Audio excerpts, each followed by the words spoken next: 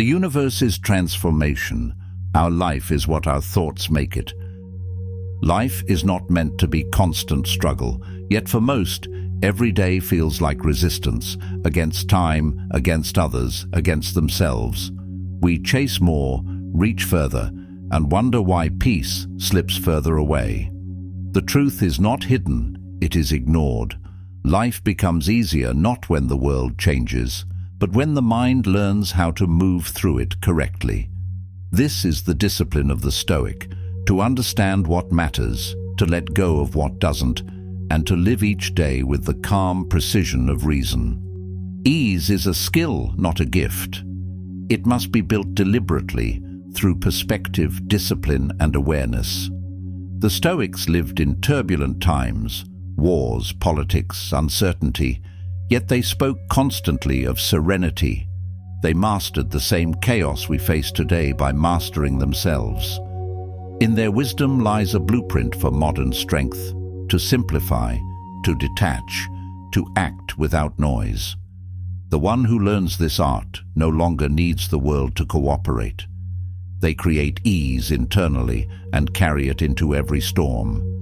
This is not a lecture about escape. It is a guide for engagement. The Stoic does not retreat from life's weight.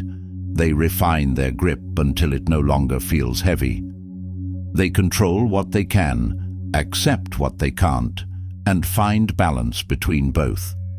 In this lecture, we will uncover 9 ways to make life easier this year. 9 Stoic disciplines that restore calm, clarity, and command. When you understand that power, life begins to change. The struggle fades because you become stronger, calmer, sharper. This is how to make life easier. Let's begin. Chapter 1. Control what you can, accept what you can't. Life becomes easier the moment control is understood as a boundary, not a battle. The Stoics taught that peace begins where resistance ends, and resistance ends where clarity begins. Epictetus wrote that some things are within our power and some are not. That simple division defines the line between inner freedom and constant frustration. The modern person spends their energy where it cannot yield results, in opinions, trends, the behavior of others, the unpredictable waves of society. The Stoic understands that the world does not bend to will, it bends to order. The only true order begins within. Marcus Aurelius wrote that the universe is change and life is opinion. He meant that events are neutral until interpreted. The wise person learns to filter the noise that surrounds them, knowing that attention is a form of power. Social media, politics, gossip, and markets are storms without anchors. The more one stares into them, the more one is pulled in. The Stoic remain centered, not because they are detached from the world, but because they refuse to be enslaved by what cannot be mastered. The discipline of acceptance is not weakness, it is clarity refined into calm. Acceptance is misunderstood as surrender. In Stoicism, it means recognition of structure, an understanding that the world is governed by forces beyond personal preference. The Stoic does not fight the wind, they set their sail. Life becomes simpler when one ceases to waste strength on the impossible. To control what can be controlled is to return focus to the present moment. Actions, decisions, words, and responses. All else belongs to fate, and to fight fate is to drain the soul of serenity. Every complaint begins with the refusal to accept. The person who resents reality resents their own limitations. The person who resists reality resists peace. The Stoic recognizes that every reaction is a choice. When the world behaves unjustly, they maintain justice in their conduct. When circumstances collapse, they maintain structure in their mind. This is not passivity. It is mastery of placement, the art of standing firm where one has influence and silent where one does not. The modern world invites distraction and reaction. Platforms reward outrage, trends reward conformity, and the noise of others drowns out reason. The Stoic filters this flood. They decide where attention goes, because attention builds thought, and thought builds life. By filtering attention, the Stoic filters existence. The mind becomes clean when it stops collecting what does not serve it. Acceptance begins here, the deliberate act of letting the uncontrollable pass by without friction.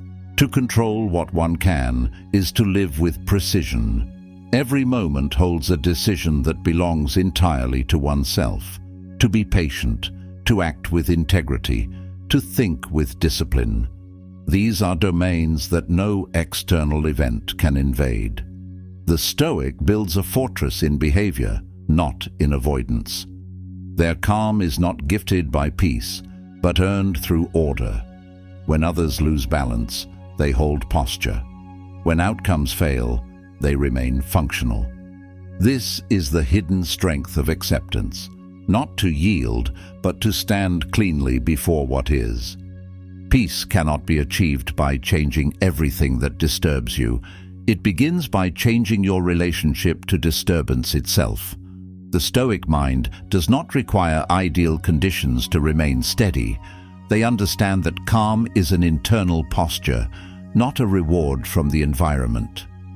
By detaching from demands of control, they move through life without resistance. This is how the difficult becomes simple, how chaos becomes manageable, how time feels lighter, not through possession of outcomes, but through possession of oneself. Epictetus taught that we suffer not from events, but from our judgments about them. To see clearly is to stop exaggerating the importance of what cannot be shaped. Anxiety is the product of trying to manage what belongs to fortune. Ease is born from mastery of attention. To make life easier this year, one must practice this constant division, to see what can be directed and what must be accepted. The clarity of that distinction removes noise, shortens reaction, and restores peace. Life simplifies as the mind withdraws from argument with reality. When one stops demanding that events follow preference, energy returns to what matters: character, work, and presence. The person who accepts that the world is as it is can finally operate cleanly within it. They no longer negotiate with what has already happened. They move from resistance to response, from emotion to execution. The result is calm action, a life lived with fewer interruptions from the unnecessary. The Stoic filters their exposure like a guard filters entry to a fortress. They allow no ungoverned thought to enter. They remain selective with what occupies their mind, knowing that each thought can either stabilize or scatter them.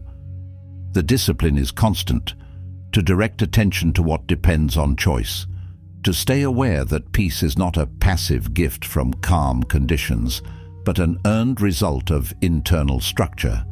The one who learns this lives lighter, moves cleaner, and carries less conflict within. Acceptance does not mean approval of misfortune. It means understanding that misfortune cannot dictate virtue. When loss appears, the Stoic accepts its presence, then acts rightly within its boundaries. When failure occurs, they respond with composure. When the world disappoints, they hold their standard. The external world may fall apart. The internal one must not. Life becomes easier when that principle is maintained without exception. To make life easier this year, one must build the habit of filtering attention. Each morning, decide what belongs to control and what belongs to acceptance. The weather, the economy, other people's moods, these do not belong to control. Your thoughts, discipline, patience, and effort, these do. Everything else is excess. Every argument with reality is lost the moment it begins. Every acceptance of reality is won before it requires effort. Ease begins with structure, and structure begins with understanding what is yours and what is not. Marcus Aurelius said, "You have power over your mind, not outside events. Realize this, and you will find strength. That single line is the architecture of peace. The person who obeys this truth ceases to waste strength on what cannot be altered. They stop living reactively and begin living rationally. The world remains turbulent, but their center holds steady. That steadiness is the root of ease, a mind unmoved by what it cannot command. In every season, in every difficulty, the Stoic keeps this distinction alive: control and acceptance, effort and allowance, will and peace. Life does not need to be fought constantly. It needs to be understood. The clearer one becomes about the limits of control, the more they conserve energy for creation, discipline, and purpose. In that economy of effort lies the quiet advantage of the Stoic, the art of living without unnecessary struggle, and the ease that follows when the soul no longer argues with the world. Chapter 2. Simplify your wants. Ease begins with subtraction. The Stoics and the ancients who came before them understood that the burden of life rarely comes from the lack of things, but from the excess of them. Socrates said that the secret of happiness is found in wanting less, not in having more. The person who learns to need little becomes unshakable, for no circumstance can rob them of contentment when their contentment is not dependent on circumstance. The art of simplicity is not poverty. It is power, the ability to live well with less, to think clearly without clutter, to move freely without attachment. Epictetus taught that freedom is the natural reward of limitation. To want less is to return to the natural boundaries of the self. The modern world expands desire endlessly. Every screen, every platform, every advertisement whispers the same lie. That happiness is waiting just beyond the next acquisition, the next upgrade, the next comparison. The Stoic rejects this invitation to hunger. They understand that desire has no finish line. The more one feeds it, the more it consumes.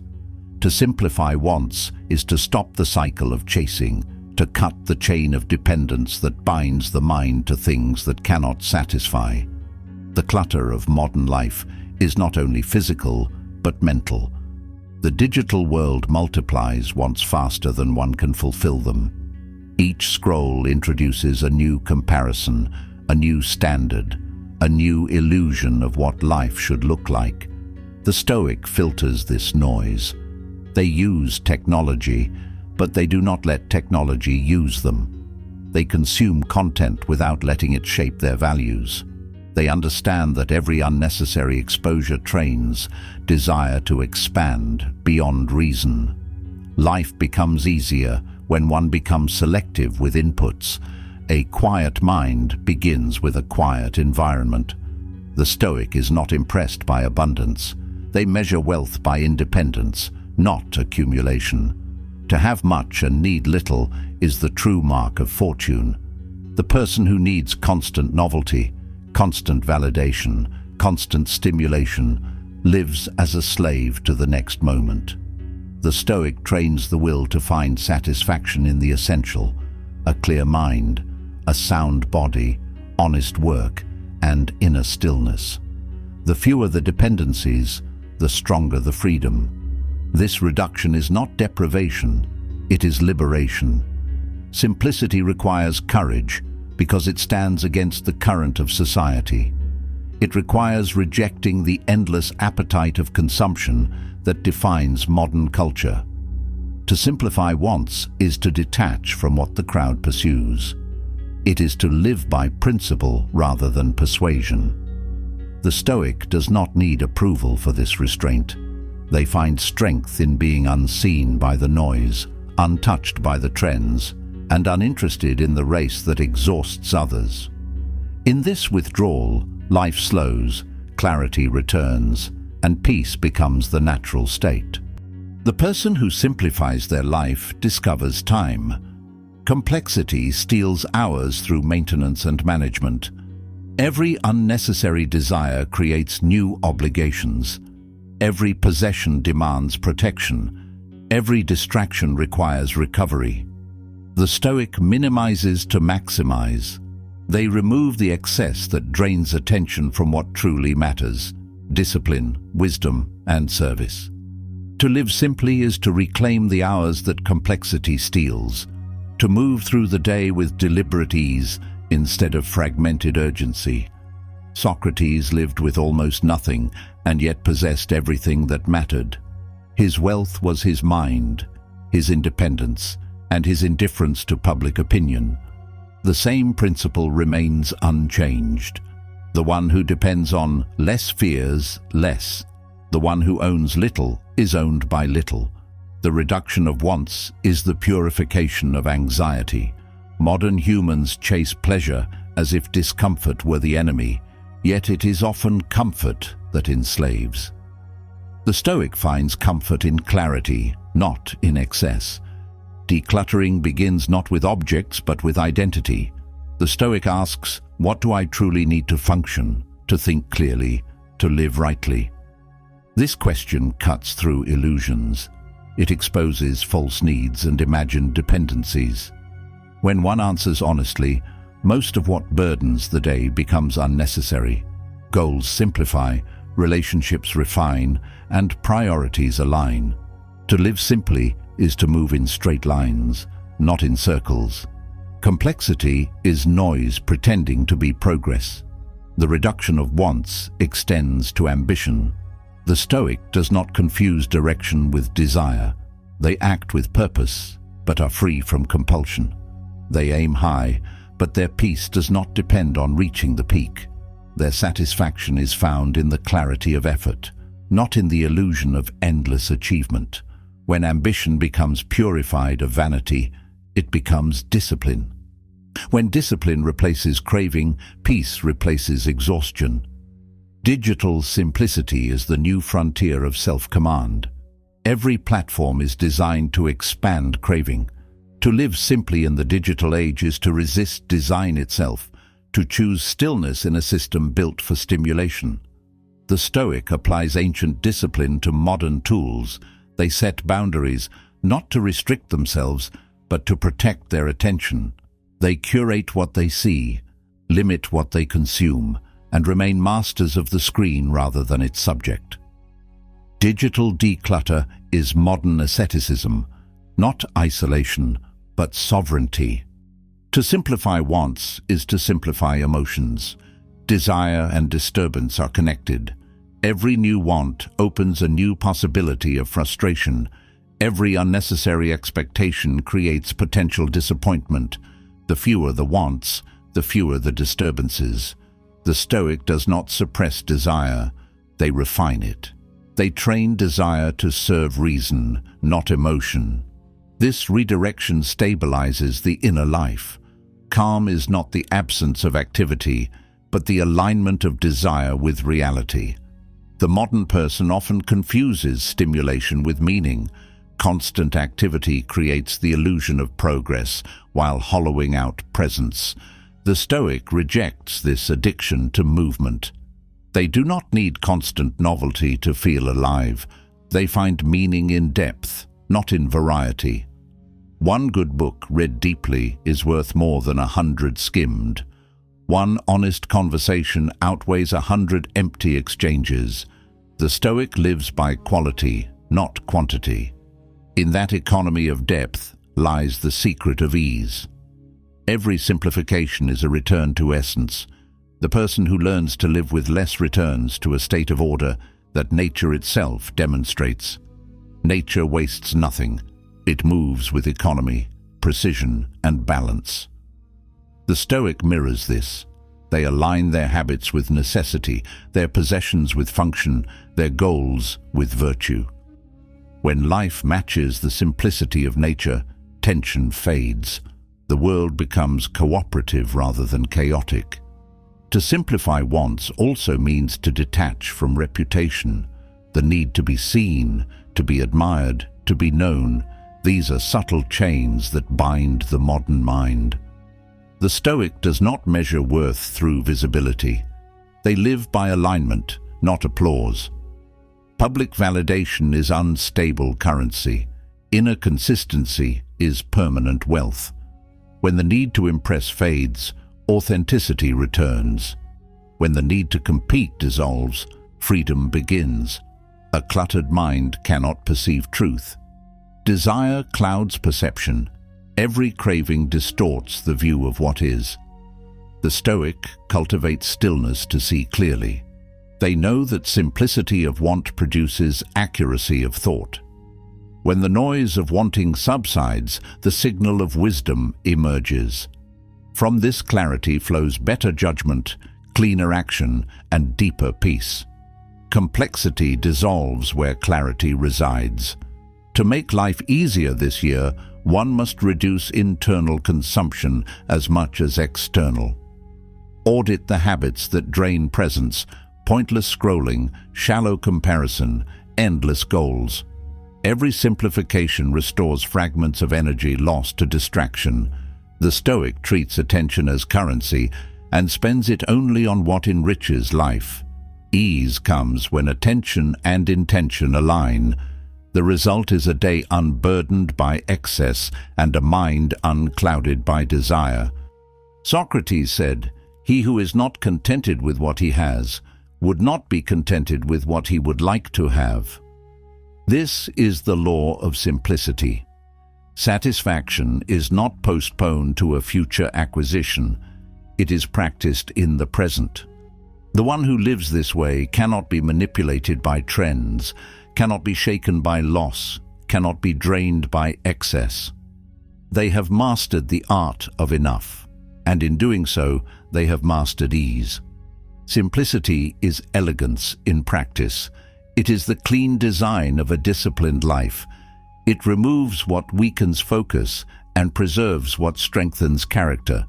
It is an active act of refinement, repeated daily, where one asks, "Does this serve my peace? Does this sharpen my purpose?" The fewer the yeses, the clearer the life. This clarity is the foundation of freedom, the freedom to live by choice rather than compulsion. To simplify wants is to honor the finite nature of existence. Every unnecessary desire wastes time that cannot be recovered. Every distraction steals the present. The Stoic lives with an awareness of mortality, which sharpens the will to live cleanly. They strip life of non-essentials to make room for meaning. The person who learns this principle no longer measures life by quantity of experience, but by quality of awareness. In simplicity lies mastery. The one who learns to reduce, to declutter, to detach, rises above the confusion of the world. The mind becomes lighter, the day becomes clearer, and the will becomes sovereign. This is how life becomes easier, not through adding comfort, but through removing excess. The Stoic lives by this discipline, and through it, they discover the quiet wealth that no possession can provide. Peace in the presence of less. Chapter 3. Know your purpose. A life without direction multiplies difficulty. When the Stoics spoke of peace, they did not mean passivity. They meant alignment, the state where purpose and action move as one. The person who knows why they live no longer fights confusion each morning. They wake with order, because purpose has chosen what deserves energy. Socrates asked questions not to display knowledge, but to awaken clarity in others. He believed that the unexamined life was not worth living. To know one's purpose is to examine one's life until its direction becomes inevitable. Epictetus taught that every person is an actor on a stage not of their choosing. One cannot control the script, but one can control how to play the part. The Stoic does not wish for another role. They study their own, understand its duties, and perform it with dignity. Purpose is the comprehension of that role, the recognition that existence has been given to express a principle, not to chase every opportunity. The person who knows their purpose lives with fewer contradictions and wastes less strength on decisions that do not serve their direction. Modern life rewards activity without clarity. Productivity has replaced purpose, and movement has replaced meaning. The Stoic reverses this. They act only where action fulfills intention. They know that busyness without alignment is exhaustion disguised as achievement. To know one's purpose is to filter every task, every relationship, and every pursuit through one question. Does this serve my reason for being? Simplicity of aim transforms chaos into structure. A clear why turns life into a straight line instead of a maze. The search for purpose begins with values. Goals change with seasons. Values endure across them. The Stoic defines what they stand for: integrity, courage, reason, restraint, contribution, and then lets those values dictate goals, not the reverse. Purpose is not found. It is built through consistent alignment with principle. When one knows what they stand for, decisions simplify, conflict dissolves. The mind becomes a compass pointing always toward the same truth.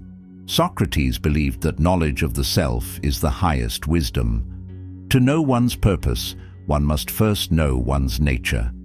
The Stoic studies their own tendencies as a general studies terrain, the strengths, the weaknesses, the patterns of thought that repeat. Without self-knowledge, purpose becomes imitation. To imitate is to drift. To know oneself is to act from origin, not from influence. The person who acts from origin is immune to confusion because their standard is internal, not external.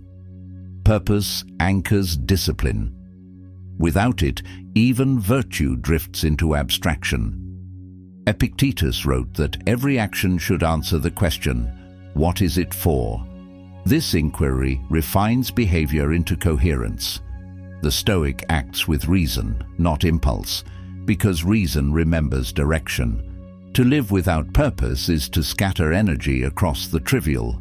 To live with purpose is to gather it toward meaning. This gathering creates momentum.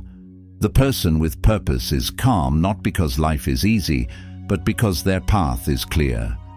The world glorifies choice, but drowns in indecision.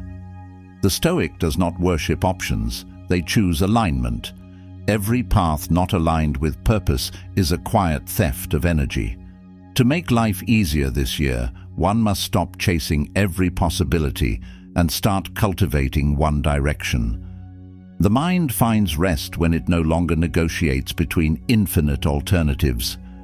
Commitment brings ease because choice has been made once, not daily. Purpose eliminates the noise of uncertainty. Meaning stabilizes emotion. When purpose governs life, frustration loses weight. The Stoic sees obstacles as part of their appointed path. Difficulty becomes training, not tragedy. Purpose gives suffering context, and context transforms pain into preparation. The person who knows their why can endure almost anyhow. They accept hardship as necessity, not injustice. Peace emerges naturally when events are viewed as instruments of purpose, not interruptions to it. Modern people often confuse goals with purpose. Goals are destinations. Purpose is direction.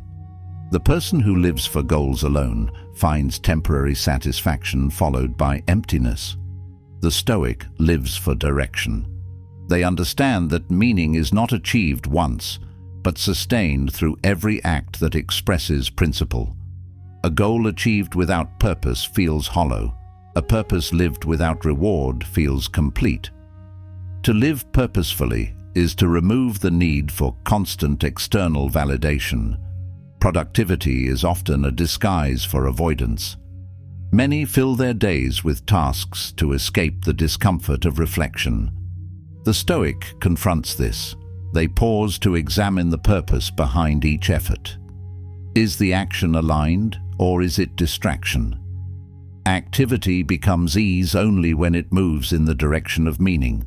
Otherwise, every effort deepens fatigue.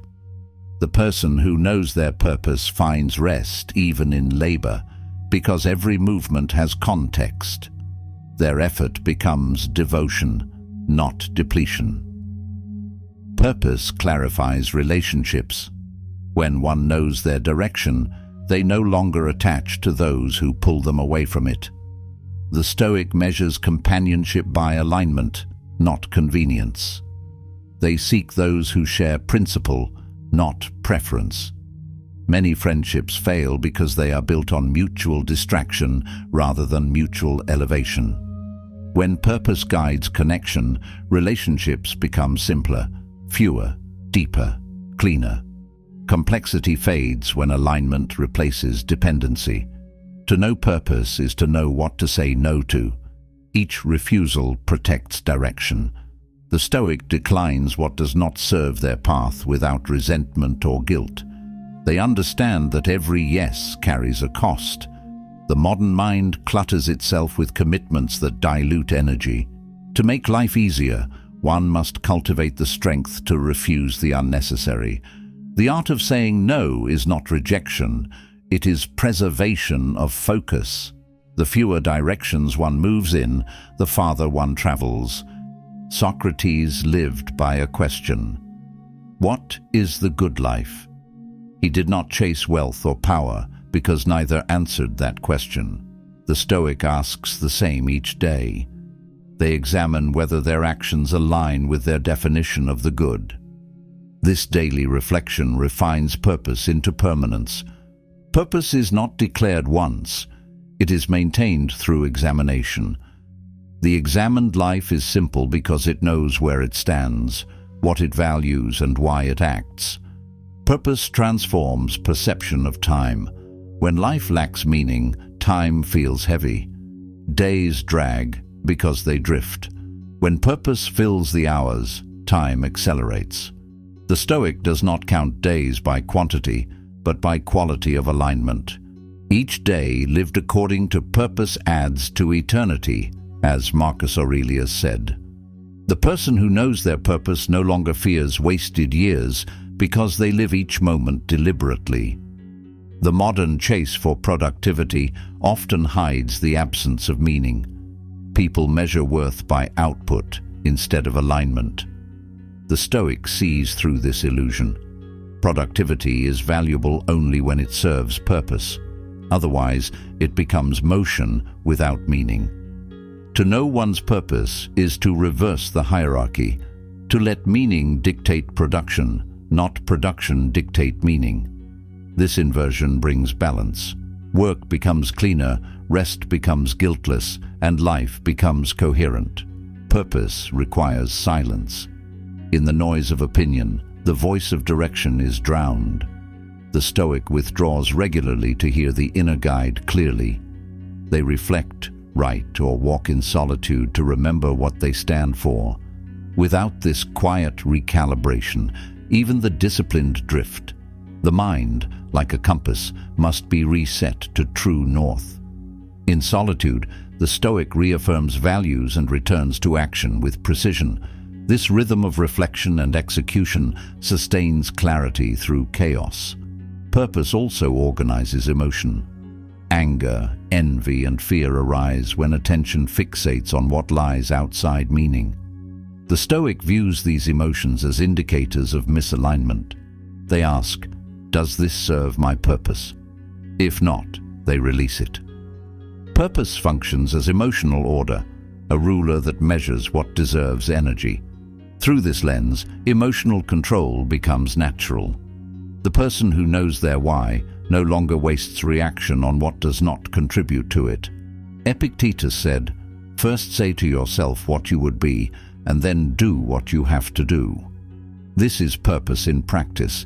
It begins with definition and ends with discipline. The Stoic defines their ideal self, their guiding principle, their moral aim. Then they act consistently toward it without confusion or hesitation.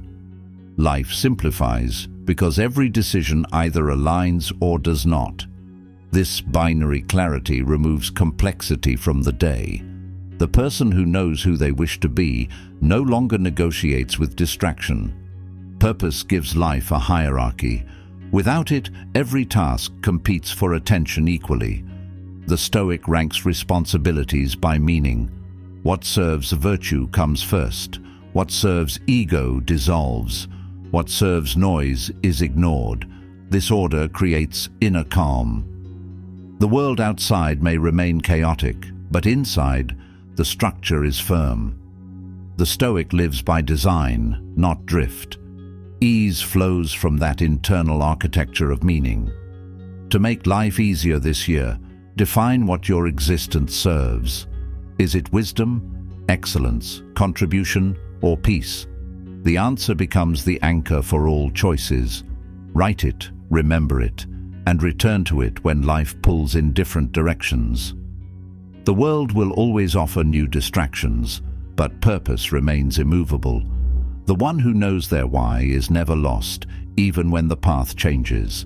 They carry their direction within, unshaken by external confusion. Purpose is not found through wishful thought. It is revealed through consistent reflection and disciplined living. It grows clearer each time action aligns with value. The Stoic builds meaning daily, like a craftsman shaping marble, removing what is unnecessary to reveal what already exists beneath. When purpose becomes visible, ease follows naturally. Every effort, every hardship, every victory fits into a coherent design. The result is a life of quiet strength, simple, deliberate, and profoundly free. Chapter 4. Build resilience. Through challenge. Ease is not created by avoiding hardship. It is created by mastering the relationship with it. The Stoics saw challenge as the forge of the soul, the place where strength is shaped and character becomes visible. Seneca wrote that adversity is the training ground of virtue, not the enemy of peace. Marcus Aurelius reminded himself that every obstacle is material for the mind. When the Stoic faces discomfort, they do not curse fate. They study it, use it, and rise through it. In this discipline, life becomes easier because resistance no longer feels hostile. It becomes familiar terrain. Discomfort is not punishment, it is preparation. The modern mind avoids it through convenience, distraction, and comfort. Yet comfort without contrast weakens resolve. The Stoic understands that ease is earned through endurance. The muscle of resilience grows only when stretched. Every difficulty becomes an exercise, every inconvenience a chance to refine patience and composure. To make life easier, one must stop expecting it to be easy. When hardship becomes training instead of tragedy, peace remains unbroken. Seneca wrote that the person who fears hardship will never be free. Freedom is not granted by circumstance, but by strength of endurance. The Stoic learns to welcome the difficult as an ally that reveals potential. When life tests them, they meet it as an athlete meets resistance, not with resentment, but with readiness. Each trial becomes a mirror, reflecting how far they have advanced. To live this way transforms chaos into discipline. Every setback becomes an assignment in self-mastery. Marcus Aurelius often wrote to himself about the inevitability of difficulty. He did not ask for an easier life, he asked for a stronger mind. That distinction is the foundation of resilience. The Stoic does not wait for external calm to find peace. They build calm through confrontation. They rehearse adversity mentally, through the practice of premeditatio malorum, the premeditation of misfortune, so that nothing surprises them. When it arrives, they greet it as expected. Preparedness dissolves panic. A life lived in readiness feels lighter than one lived in fear. Modern society hides hardship behind convenience. Technology solves discomfort, but also weakens tolerance. The Stoic trains to remain human in an age that avoids strain. They seek discomfort deliberately, cold, silence, solitude, challenge, to stay sharp and disciplined. This is not masochism, but maintenance. Resilience is not born from comfort. It is built through contact with reality. Ease follows not from escape, but from exposure. The more often one faces discomfort voluntarily, the less power it holds when it comes uninvited. To build resilience is to strengthen perception. The Stoic examines events objectively, separating opinion from fact. When misfortune occurs, they strip it of exaggeration. Difficulty becomes neutral, something to be handled rather than feared. This mental clarity is armor. The Stoic does not dramatize, they analyze. By removing emotional distortion, they conserve energy for action. Life becomes easier because the mind no longer multiplies suffering through imagination. Seneca taught that prosperity teaches nothing. Adversity teaches everything. Ease without challenge dulls the mind, while friction awakens it. The Stoic views life as a series of lessons disguised as obstacles. Each difficulty refines discipline, patience, and humility. Without these tests, virtue remains theory. The one who avoids discomfort avoids growth. To embrace difficulty willingly is to accelerate strength. Life simplifies when every hardship is seen as part of the curriculum of improvement. The body and the mind follow the same law. Both grow through resistance. The Stoic applies this law consciously. They practice endurance in small ways, rising early, tolerating cold, fasting, remaining silent when provoked. Each act of self-restraint becomes a rehearsal for larger trials. These micro-disciplines fortify the mind. They build the inner certainty that one can endure. When real adversity arrives, the Stoic is already trained. Preparation turns chaos into choreography. Marcus Aurelius wrote that what stands in the way becomes the way. He meant that every obstacle carries the blueprint of advancement. The Stoic does not merely survive challenge, they use it to ascend. Every resistance encountered clarifies purpose. Every pain endured refines focus. Life becomes easier because hardship no longer feels like interruption. It becomes integrated into the rhythm of progress, a natural part of development, expected and respected. To see discomfort as training requires perspective. The Stoic shifts from the language of punishment to the language of opportunity. When loss comes, it trains detachment. When insult comes, it trains composure. When uncertainty arrives, it trains patience. This transformation of meaning changes everything. Events stop being enemies. They become instruments. The Stoic lives at peace not because life is soft, but because meaning makes it bearable. Modern people spend enormous energy avoiding struggle.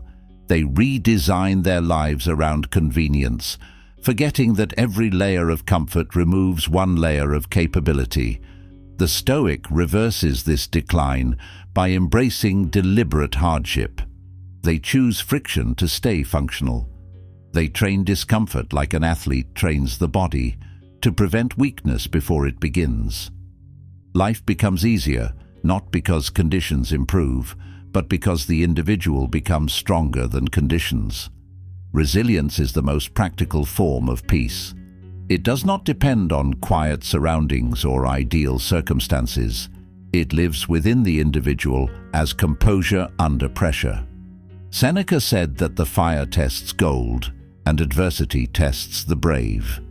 The Stoic invites this testing because they know it exposes truth. Every difficulty reveals the state of one's preparation. Failure is feedback. Fear is information. Pain is the tuition of growth. Those who pay it willingly graduate into mastery. To build resilience through challenge is to change one's relationship with struggle. Instead of asking, "Why is this happening to me?" the Stoic asks, "What can I train from this?" The question redirects emotion into motion. It transforms helplessness into focus. When faced with insult, they train patience. When faced with loss, they train detachment. When faced with chaos, they train order. Every event becomes a gymnasium for the mind. This perspective makes hardship purposeful, and life less burdensome. The Stoic accepts discomfort as a teacher. They understand that the mind grows quiet when it stops arguing with reality. Resistance to what is only multiplies pain. Acceptance converts pain into progress. This is the alchemy of resilience, turning difficulty into discipline. The one who learns this no longer fears the unknown. They see challenge as repetition of a familiar drill. Control what can be controlled, endure what must be endured, and remain calm throughout. Marcus Aurelius reminded himself daily that life would bring difficulty, conflict, and loss. He wrote those reminders not as pessimism, but as preparation. By anticipating difficulty, he reduced its shock. The Stoic does not pretend life is fair. They prepare to meet it fairly. This posture makes life easier because expectation matches reality. Disappointment fades when hardship is expected. Peace grows when nothing surprises the mind trained for trial. The modern illusion of perpetual comfort creates fragility. When ease is interrupted, panic arises. The Stoic avoids this fragility through exposure. They practice voluntary discomfort, simpler food, colder environments, solitude, silence, to remind themselves that peace does not depend on luxury. The less one requires to remain composed, the easier life becomes. The Stoic finds contentment in the essentials and resilience in the absence of excess. Seneca wrote that difficulties strengthen the mind as labor does the body. The modern world separates physical and mental endurance, yet both obey the same principle. The person who refuses all strain loses capacity. The one who accepts strain expands it. Resilience is built gradually, through friction repeated, until familiarity replaces fear. When difficulty ceases to shock, peace begins to settle. Life simplifies when the unexpected no longer feels catastrophic. Resilience requires memory. The Stoic recalls past hardships survived. Each memory becomes evidence that future ones will also be endured. This reflection builds confidence not in outcomes, but in the self. The Stoic knows they have withstood worse and thus can withstand again. This remembrance transforms fear into perspective. Every past trial becomes a foundation for current calm. Ease emerges not from forgetting pain, but from remembering survival. To make life easier this year, one must deliberately practice endurance. Begin small, tolerate boredom without reaching for distraction, finish tasks despite fatigue, hold silence when provoked. Each act builds tolerance for discomfort. These small victories compound into resilience. Eventually, the storms of life that once caused collapse now pass without disturbance. The world remains turbulent, but the Stoic remains unmoved. Resilience also requires restraint. The person who reacts to every discomfort multiplies suffering. The Stoic practices pause, the moment between stimulus and response. In that pause, reason gains control. Through reason, difficulty becomes manageable. Every challenge presents two paths, reaction or response. Reaction belongs to impulse, response belongs to choice. The Stoic chooses the latter. This single discipline converts chaos into composure and confusion into order. Marcus Aurelius observed that nothing happens to anyone that they are not fitted by nature to bear. This belief eliminates despair. The Stoic trusts their capacity to endure. Life becomes easier when one stops labeling experiences as unbearable. Everything can be carried if carried correctly, with discipline, acceptance, and focus. The load feels lighter when lifted with right posture.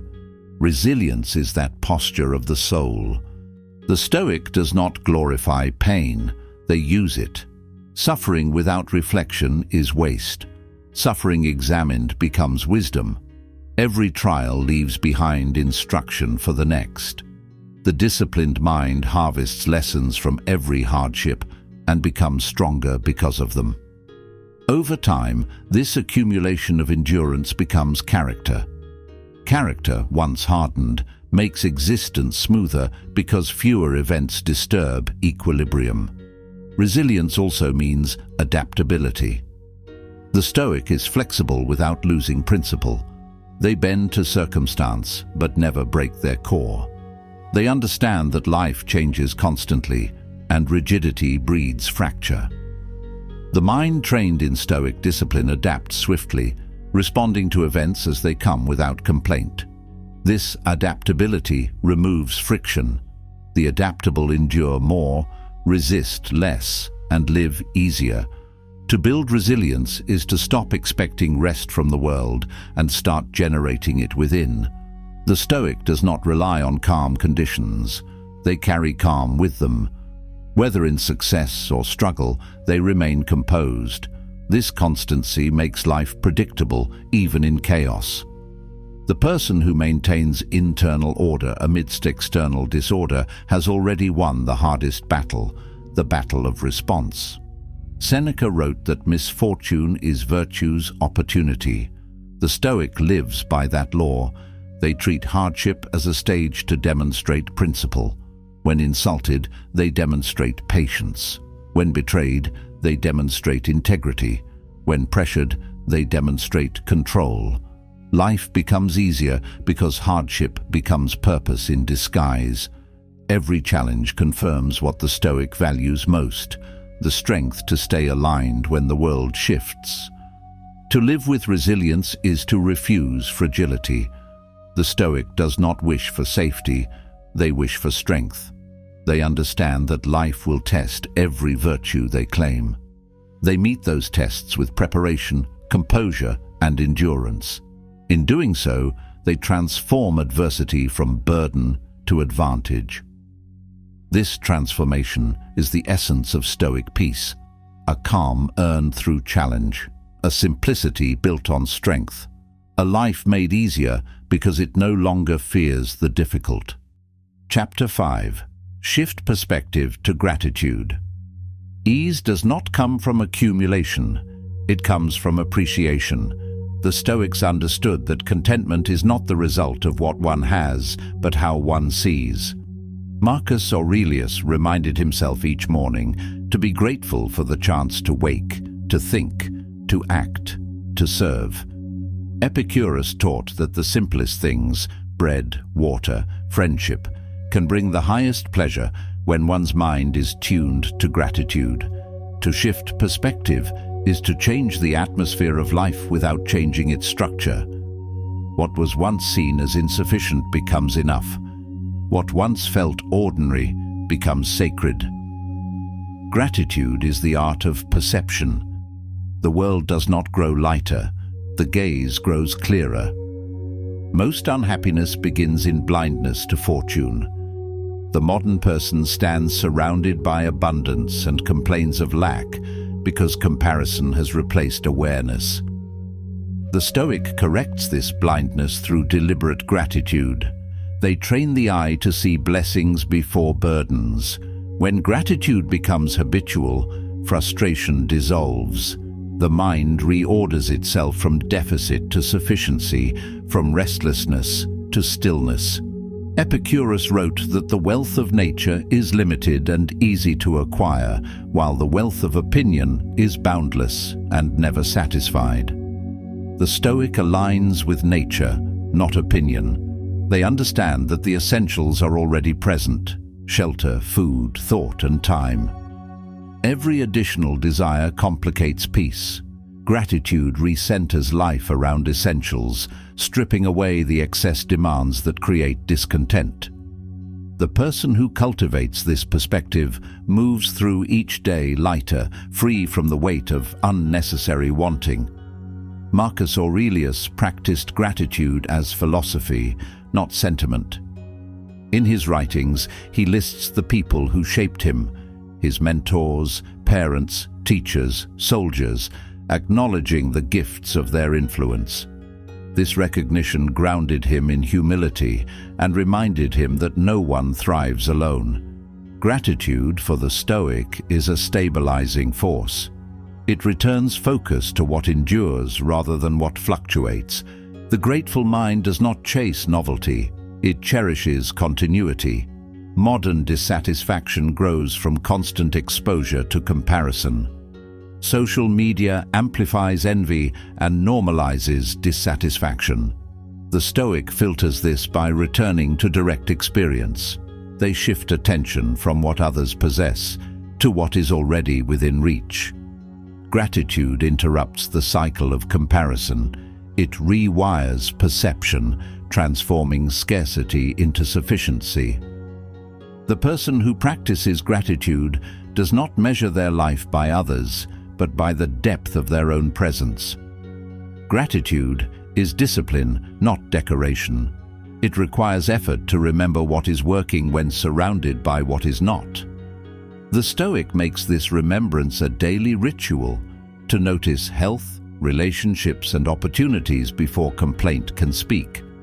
This repetition shapes the nervous system toward calm. Each act of appreciation interrupts the reflex of dissatisfaction. Over time, the mind begins to default toward peace instead of irritation. Ease becomes a natural response because gratitude has become the internal setting. Epicurus reminded his followers that pleasure is found in the absence of pain, not in the pursuit of luxury. Gratitude functions the same way. It is the awareness of absence, the absence of suffering, hunger, loneliness, or chaos in this moment. To acknowledge these absences is to awaken to silent blessings. The Stoic finds gratitude in stability, in simplicity, in survival. They thank existence for normalcy, knowing that normalcy is fragile. This awareness deepens serenity. The ungrateful mind is restless. It hunts endlessly for what is missing. The grateful mind rests in what is already here. This difference defines the quality of living. To make life easier this year, one must stop chasing the extraordinary and start appreciating the ordinary. Every meal, every conversation, every quiet hour is enough material for peace when viewed with gratitude. Simplicity becomes luxury when seen through thankful eyes. Marcus Aurelius wrote, "When you arise in the morning, think of what a privilege it is to be alive, to think, to enjoy, to love." These are not poetic words, they are practical commands. The Stoic begins the day in recognition, not expectation. Before demands accumulate, they anchor their mind in gratitude. This sets the emotional tone for the day.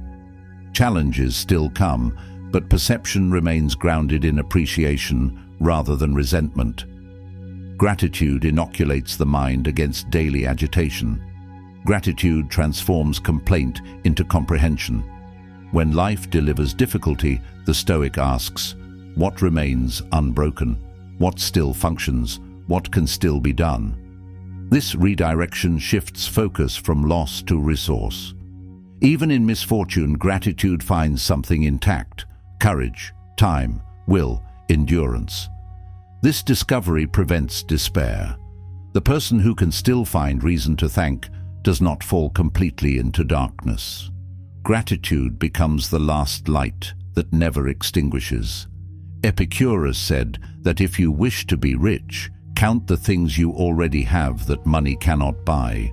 This is not metaphor, but arithmetic. The person who counts possessions will always find shortage. The one who counts blessings will always find abundance. The Stoic measures life by inner wealth, character, wisdom, and presence. The more they count these, the easier life feels, for wealth becomes portable, independent of circumstance. The modern world trains the mind to overlook stability. People assume the functioning of the body, the loyalty of friends, the safety of home. Gratitude reverses that blindness. It restores sight to the taken for granted. The Stoic makes a daily inventory of fortune: health today, food today, the ability to breathe, to move, to think. Each acknowledgement renews appreciation and prevents the slow decay of entitlement. Ease is preserved when expectation does not erode awareness. Gratitude simplifies emotion. It interrupts envy, resentment, and greed before they mature. The mind cannot hold gratitude and grievance simultaneously. The Stoic uses gratitude strategically to clear emotional clutter. When anger arises, they recall what remains good. When sadness surfaces, they remember what persists. This reorientation restores balance. Emotional regulation becomes simpler because the perspective has been reset to abundance. Gratitude also trains humility. The Stoic recognizes that much of life's good fortune was given, not earned. Health, opportunity, companionship, these are gifts, not guarantees. Awareness of this fact prevents arrogance. It keeps success from inflating the ego. The grateful person remains grounded because they understand dependence on forces beyond control. This humility preserves peace by eliminating entitlement. When nothing is owed, everything received feels generous. To practice gratitude is to practice realism. It is not ignoring what is wrong, but remembering what is right. The Stoic does not deny pain, but they balance it with perspective. For every hardship, there remains an element of fortune, the strength to bear it, the wisdom to learn from it, or the time to recover. Gratitude does not erase suffering. It reframes it within a larger context of life that still holds beauty. That frame lightens the burden. Epicurus saw contentment as self-sufficiency, a mind satisfied with little, untouched by craving. The Stoic continues that discipline by anchoring joy in what cannot be taken. They practice gratitude for their capacity to think rightly, to act justly, to endure calmly. When gratitude centers on internal virtues rather than external rewards, stability follows. Life becomes easier because serenity is no longer vulnerable to loss. Marcus Aurelius often reminded himself to be thankful even for obstacles, for they provided opportunities to practice patience and wisdom. Gratitude for challenge converts adversity into training. Every obstacle becomes a teacher. The Stoic thanks fate not because hardship feels good, but because it reveals what is strong. This reversal of attitude transforms frustration into fuel. The mind that can thank difficulty has already mastered peace. Gratitude extends beyond possessions and events. It reaches into time itself. The Stoic treats each moment as borrowed and each experience as a gift. They know that nothing is permanent, not even the present breath. This awareness sharpens attention. It turns ordinary experience into wonder. Gratitude makes time sacred by reminding the mind that this moment will not return. The person who lives with this awareness cannot live carelessly. To make life easier this year, gratitude must become a practice, not a reaction. It begins intentionally, writing 3 things at dawn, naming one fortune before rest. These small acts reshape perspective over time. The mind trained in gratitude no longer waits for conditions to improve. It finds improvement in perception itself. Every day becomes bearable because gratitude keeps the focus on what remains functional and sufficient. Gratitude protects against the fatigue of striving. Modern ambition often forgets to celebrate progress. The Stoic pauses to acknowledge steps taken before chasing the next.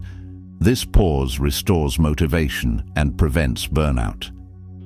A grateful worker performs better than a restless one because they draw energy from appreciation, not pressure. The grateful mind endures longer, creates cleaner, and lives calmer. To shift perspective toward gratitude is to regain command over emotional weather. The ungrateful mind suffers storms it creates. The grateful mind clears skies through attention. The Stoic maintains this weather control by choosing awareness. They cannot always control events, but they can control the direction of thought. Gratitude is that direction, upward, stabilizing, luminous. Life feels lighter when the gaze looks toward what endures instead of what is absent. Epicurus and Marcus Aurelius agreed that contentment is a mindset.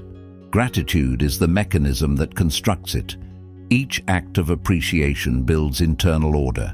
Each recognition of fortune strengthens equilibrium. The more one practices, the more natural it becomes to see the good in all things. Life remains imperfect, but perspective transforms imperfection into instruction. The grateful person moves through the same world as others, but experiences it differently, calmer, lighter, more at ease. Gratitude is the simplest path to peace because it requires no change in circumstance, only a change in sight. To shift perception is to alter experience entirely. The Stoic knows this and trains the gaze daily. They look for what is working, what is beautiful, what endures. In doing so, they transform life from burden to blessing. The result is ease. A stillness born not of possession, but of perception. The quiet strength that comes from knowing enough has always been here. Chapter 6. Strengthen your community. Ease grows in the company of others.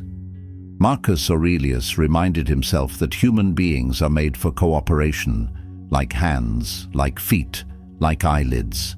To live against this truth is to suffer needlessly. The Stoic recognizes that solitude has its purpose for reflection, but not as a permanent condition. Strength, wisdom, and peace mature through interaction. To strengthen community is to align with nature, for humanity was designed to thrive in connection, not isolation. Modern life has made proximity effortless, but connection difficult. Technology has replaced presence with access, conversation with commentary, and companionship with consumption. The Stoic navigates this distortion carefully. They use tools without being used by them. Digital life must serve real life, not consume it.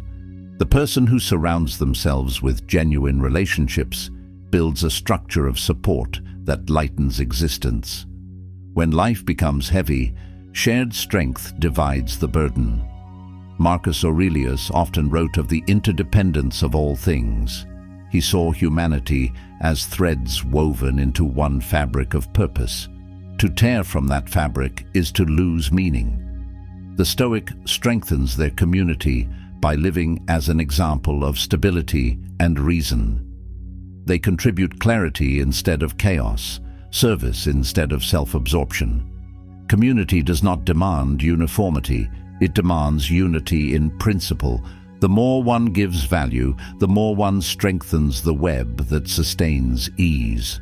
Humans are social by nature, and isolation contradicts that nature.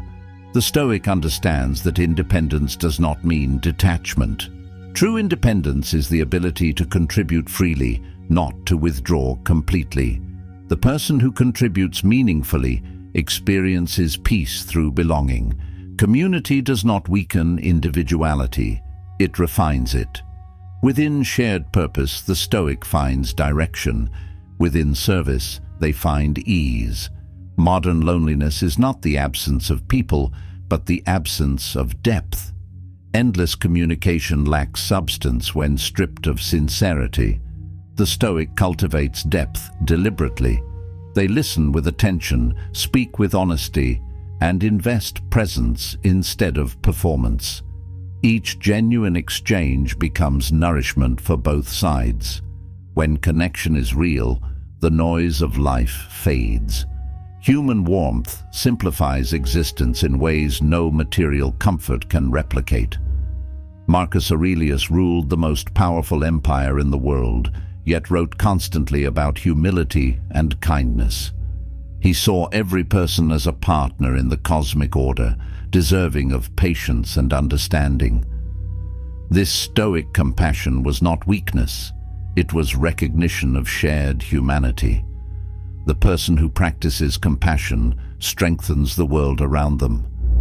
By softening judgment, they reduce conflict.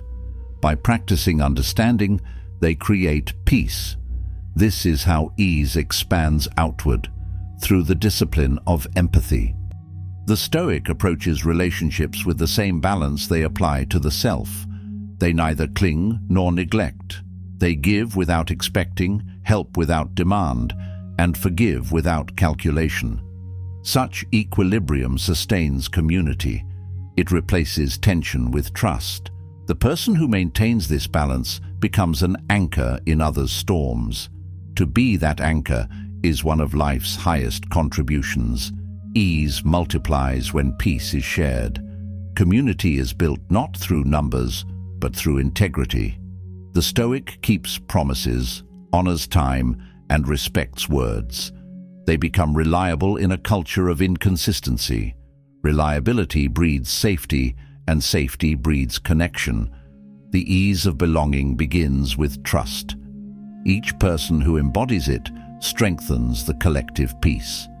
To make life easier this year, strengthen your community by becoming someone others can depend on. The Stoics see service as philosophy in action. Marcus Aurelius viewed leadership as duty, not privilege. Every act that benefits another strengthens the world and the self simultaneously. Helping others is not an interruption of Stoic calm. It is an extension of it. When one contributes to the welfare of others, inner harmony grows. The paradox of service is that giving lightens the giver first. Ease begins when energy moves outward instead of being trapped in self-concern. Digital life rewards attention to self, followers, likes, validation, but drains connection of sincerity. The Stoic reverses this focus. They engage with others as humans, not as profiles. They exchange presence, not performance. A single meaningful conversation outweighs 1,000 empty notifications. Real community exists offline, in silence shared, in effort given, in care extended. Technology can broadcast noise, only presence can transmit peace. The Stoic community is not based on agreement, but on virtue. Disagreement does not break connection, disrespect does. The wise person practices patience with difference, knowing that every mind follows its own path. Marcus Aurelius often wrote reminders to himself to remain calm when others acted foolishly, to respond with reason rather than reaction. This restraint preserves harmony. The community that practices restraint remains stable even under tension. To strengthen community is also to accept imperfection. People fail, misunderstand, and disappoint. The Stoic expects this as part of the human condition. They forgive easily, not because others deserve it, but because resentment complicates life. Forgiveness simplifies. It removes unnecessary weight. Each act of letting go makes the community cleaner, lighter, and stronger. Ease expands where grudges end. The Stoic finds that connection nourishes discipline. Isolation amplifies ego and distorts perception. Companionship corrects perspective. Through others, one sees oneself clearly. Feedback refines behavior, and accountability sustains virtue. The person surrounded by principled companions improves more steadily than the one alone.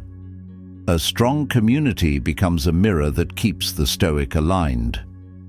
Ease grows where self-deception fades.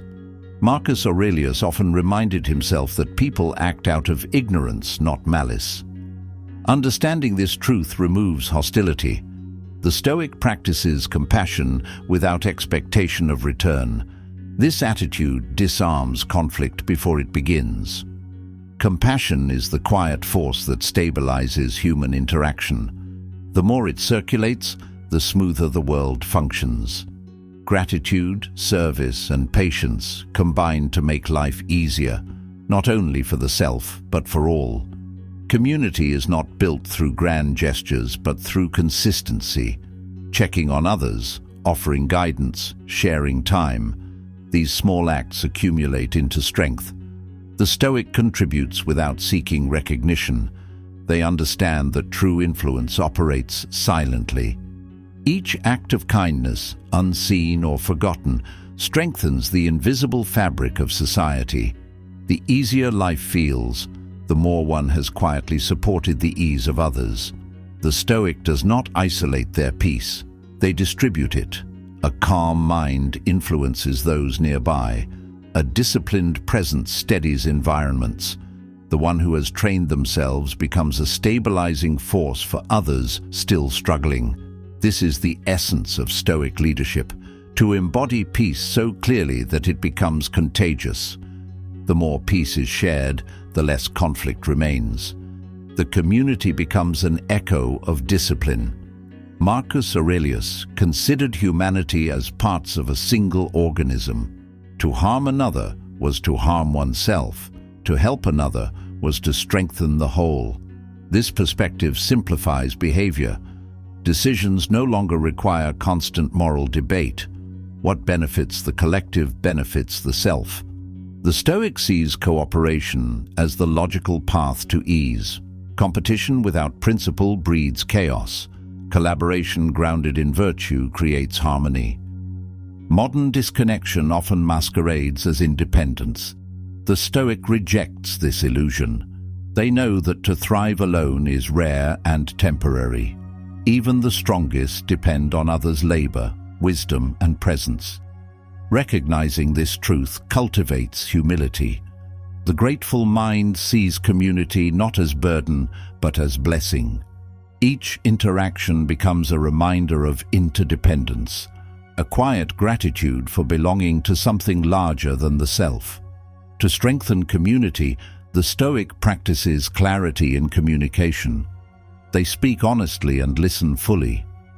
Misunderstanding is the root of unnecessary conflict. Clear language preserves peace. The Stoic avoids gossip and complaint. They replace them with reason and empathy. Each conversation becomes an opportunity to calm rather than inflame. When speech serves truth, connection strengthens. When connection strengthens, life becomes easier. The Stoic also recognizes that community must include solitude. Connection requires balance. Time alone refines thought. Time together applies it. The person who never withdraws becomes reactive. The one who always withdraws becomes detached. Balance between solitude and fellowship maintains clarity. The Stoic alternates between reflection and engagement like breath, inward for understanding, outward for contribution. To make life easier this year, one must restore human contact to its natural depth. Schedule conversations that matter. Meet face to face when possible. Write with sincerity. Help quietly. Support without seeking attention. Every act of presence strengthens the collective atmosphere of calm. Ease spreads through networks of integrity. A society built on Stoic principles becomes lighter because it wastes less energy on conflict and pretense. The strength of a community mirrors the strength of its individuals. The Stoic improves themselves not for isolation, but for contribution. Each personal victory adds resilience to the whole. When individuals act with virtue, the group becomes stable. When the group becomes stable, life becomes easier for everyone within it. This upward cycle begins with one disciplined person practicing compassion consistently. Marcus Aurelius taught that the soul grows in proportion to the acts of kindness it performs. The more one contributes to others, the broader and calmer the spirit becomes. The Stoic measures success not by control over others, but by harmony created among them. This harmony is the purest form of peace. It transforms communities into sanctuaries of reason, where strength and gentleness coexist. To strengthen community is to align with the fundamental Stoic principle that virtue serves the whole. No one ascends alone. every act of wisdom shared, every burden lifted, every lesson passed on multiplies stability. The Stoic lives as part of a chain, receiving wisdom from those before, giving it to those ahead. Life becomes easier when one stops striving for solitary triumph and begins building collective balance. Ease grows naturally where compassion governs conduct. The Stoic practices this compassion as discipline. They extend patience where others rush, understanding where others judge, calm where others react. This steady posture turns relationships into sources of strength rather than conflict. The one who lives this way becomes a quiet center of gravity in a chaotic world, the living proof that ease expands when humanity unites under principle. Chapter 7. Stay present and mindful. Ease exists only in the present. The Stoics understood that anxiety belongs to the future and regret belongs to the past, but peace belongs to now. Heraclitus wrote that all things flow, that one cannot step into the same river twice, because both the person and the river have changed. Marcus Aurelius echoed this by reminding himself that life is only this moment, what is before the mind right now. To live anywhere else is to live in illusion. The discipline of presence is the foundation of simplicity. Modern life fractures attention. Devices, notifications, and constant stimuli scatter the mind into fragments. The Stoic seeks to gather those fragments back into unity. They know that every moment split between past and future is a moment lost to living.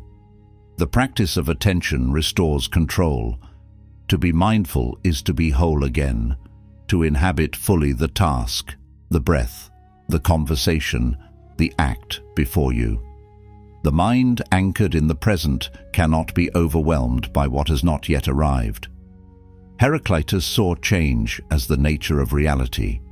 To resist change is to resist life itself. The Stoic learns to remain steady while everything moves. Presence is not about freezing time. It is about moving with time consciously. The person who stays aware as life unfolds experiences clarity, even in motion. This awareness makes life easier because nothing surprises a prepared mind. The flow of events becomes less chaotic when one stops wishing it to stand still. Marcus Aurelius trained his thoughts each morning to focus on what could be done today, not on what had been lost or what might come. He wrote that the present is sufficient if the mind acts rightly within it, that truth remains unchanged.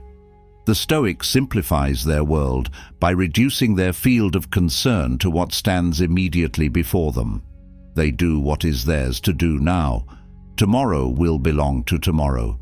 This division restores calm through structure. Distraction is the modern disease of the mind. The Stoic treats it with awareness. They observe the impulse to drift, to check, to wander. They bring the mind back without judgment. Each return strengthens focus. This repetition is training, mental push-ups against the weight of noise. The one who learns to hold attention discovers hidden freedom, the ability to choose where life unfolds. To master attention is to master experience itself. Heraclitus taught that the hidden harmony of the world is found in constant tension. The Stoic understands this paradox within attention. Presence requires effort. The mind will resist stillness, will crave movement. Yet, within that resistance lies harmony, the sharpening of awareness through discipline. To remain present amidst chaos is the highest form of order. Life becomes easier not because it quiets, but because the mind becomes strong enough to stay still inside it. Marcus Aurelius viewed mindfulness as moral duty. He wrote that the mind must remain aware of its actions, aware of its principles, aware of the briefness of life. Presence is not indulgence, it is respect for existence. Each moment ignored is a small act of waste. The Stoic honors life by attending to it completely. In attention lies reverence. To live distracted is to live carelessly. To live mindfully is to live deliberately. The present moment carries everything needed for peace. The Stoic does not postpone calm to the future or relocate it in memory.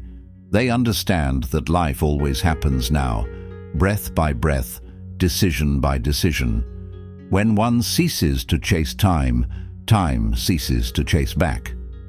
Stillness replaces restlessness.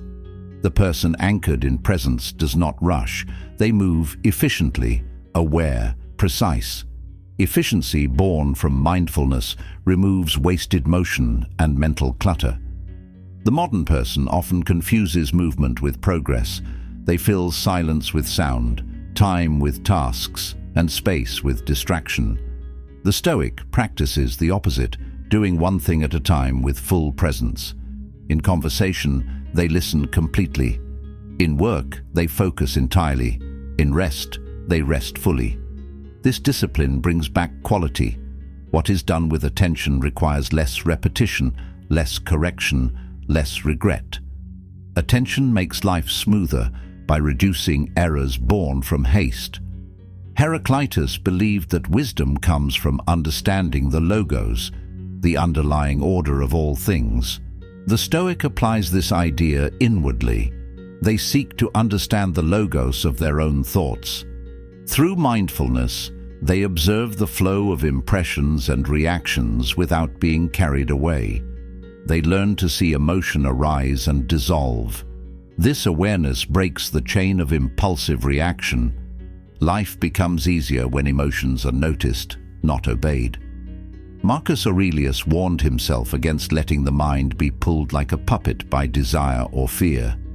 He practiced the pause, a small space of awareness between event and response. This pause is where freedom lives. Mindfulness expands this space. Each time one pauses before reacting, they assert sovereignty over circumstance. Ease begins when the mind no longer drifts with every current. It becomes the still point in a moving world. Distraction fragments identity. Presence restores unity. The person constantly pulled between screens, schedules, and expectations forgets who they are. The Stoic remembers through stillness. When the mind quiets, the self reappears. Clarity returns. This recollection is not mystical, it is mechanical. Attention, directed inward, reconnects the individual to purpose. The more present one becomes, the less lost they feel. Heraclitus saw fire as the symbol of life, always changing, never static. The Stoic mind reflects that fire, alert, aware, burning cleanly in each moment. Mindfulness keeps that flame steady. When attention flickers, confusion enters. When attention is held, perception sharpens. The world itself becomes simpler, not because it changes, but because the gaze no longer distorts it. Presence aligns perception with reality. Marcus Aurelius often wrote about the brevity of life, urging himself to use each moment wisely. Mindfulness honors this brevity. It prevents waste through awareness. Every distracted hour is a lost fragment of existence. The Stoic conserves life by noticing it. To stay mindful is to stretch time, to experience it fully rather than let it vanish unnoticed.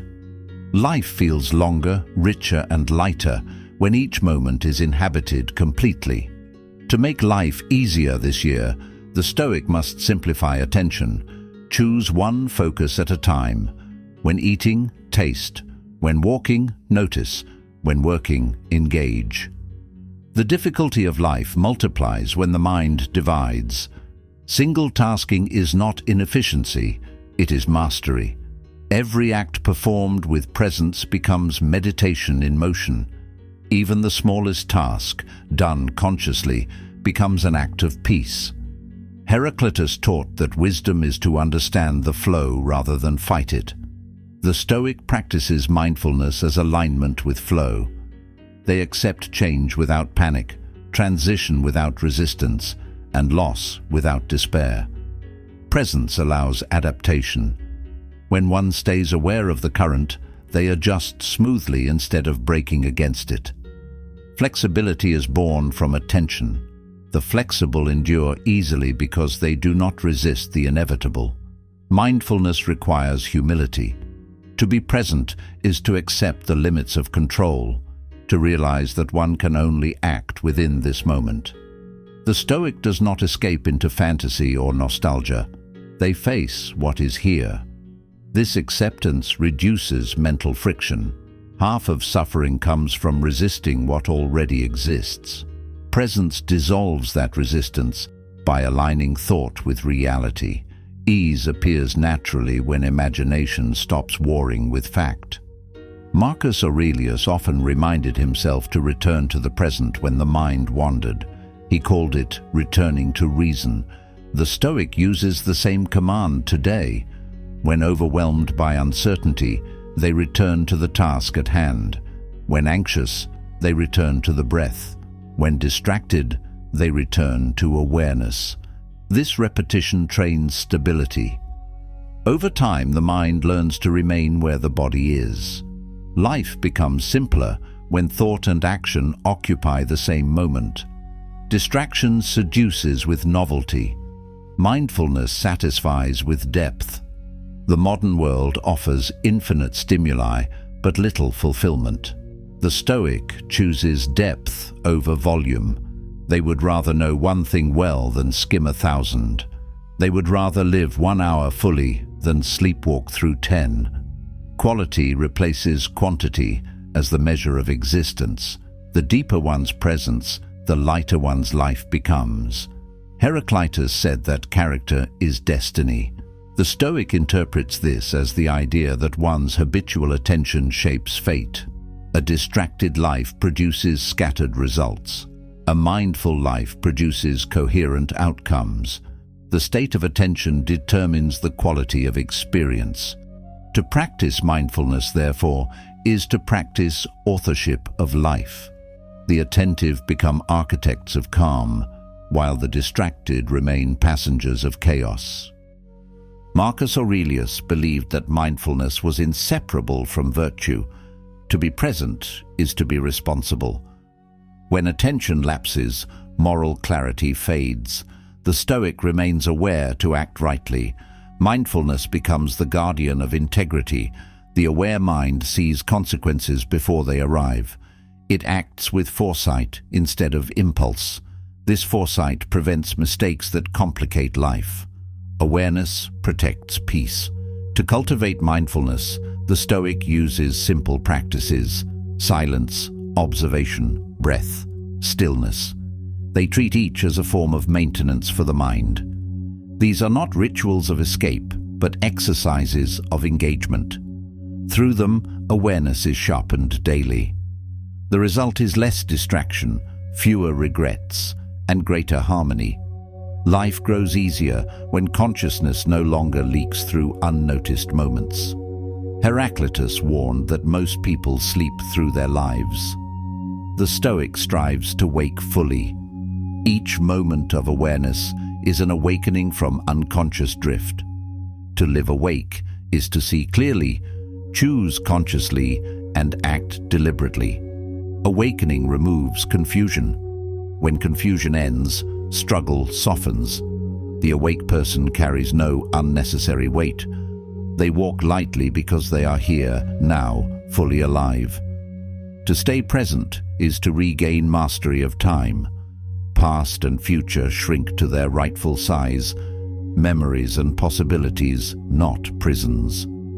The Stoic lives free because their attention is unchained. They do not mourn what has ended, nor fear what has not begun. They operate in the narrow but infinite field of the present. Within that field, life feels whole. To make life easier this year, practice attention as a daily craft. Observe without reaction, engage without distraction, rest without guilt. This rhythm strengthens presence until it becomes instinct. The Stoic who lives in awareness moves with the current of existence, not against it. They navigate calmly because they see clearly. Mindfulness becomes their unseen armor, protecting peace in a noisy world. Presence is the art of meeting life directly. It does not remove difficulty, but removes confusion around it. The Stoic meets each moment as it comes, without delay or distortion. In that meeting lies liberation. Life only happens now. The rest is echo and anticipation. The person who learns to stay here, fully aware, has already made life easier, for they no longer carry the weight of what does not exist. Chapter 8. Master yourself before the world. The world cannot be controlled, but the self can. The Stoics built their philosophy upon this truth. Epictetus said that freedom begins the moment one learns to command their own mind. Marcus Aurelius ruled an empire, yet his journal is filled not with the language of power, but of restraint. Both understood that mastery of the self is the highest authority a person can possess. To make life easier, one must begin where power truly resides, within. Modern life distracts with illusions of influence. People chase visibility, status, and external validation while neglecting the one arena that defines all others: inner order. The Stoic reverses this. They see mastery as an inward conquest, not a public display. The disciplined person is not controlled by impulse, mood, or circumstance. They act according to principle, not reaction. Their strength is quiet, steady, and absolute. The world bends toward such a person naturally, for they are unshakable. Epictetus taught that self-control is the true form of freedom. Every act of restraint is an act of liberation. To command appetite is to command destiny. The person ruled by desire, anger, or fear is a servant of chaos. The Stoic trains daily to reduce this servitude. They shape habits until order becomes instinct. Routine replaces chaos. This discipline creates space between impulse and action, between stimulus and choice. In that space lives sovereignty. Marcus Aurelius wrote that the mind adapts and transforms every obstacle into purpose. Such adaptability comes only through discipline. The undisciplined mind collapses under change. The disciplined one molds it into advantage. Life becomes easier when internal structure replaces emotional volatility. The Stoics' routines, reading, reflection, restraint, become armor. Consistency is not restriction, it is release from the unpredictable. The modern obsession with trends and shortcuts contradicts Stoic order. The Stoic rejects fads because they demand constant reinvention. Discipline provides permanence. The person anchored in consistent habits requires no external novelty to sustain progress. They live by rhythm, not reaction. Each day repeats core actions: waking early, exercising control, thinking clearly, speaking truthfully. Simplicity replaces complexity. Repetition becomes power. Epictetus advised his students to look first within before seeking to influence others. He said, "If you wish to improve, be content to be thought foolish and stupid." True mastery is invisible at first. It happens in silence, through small, consistent choices that others overlook.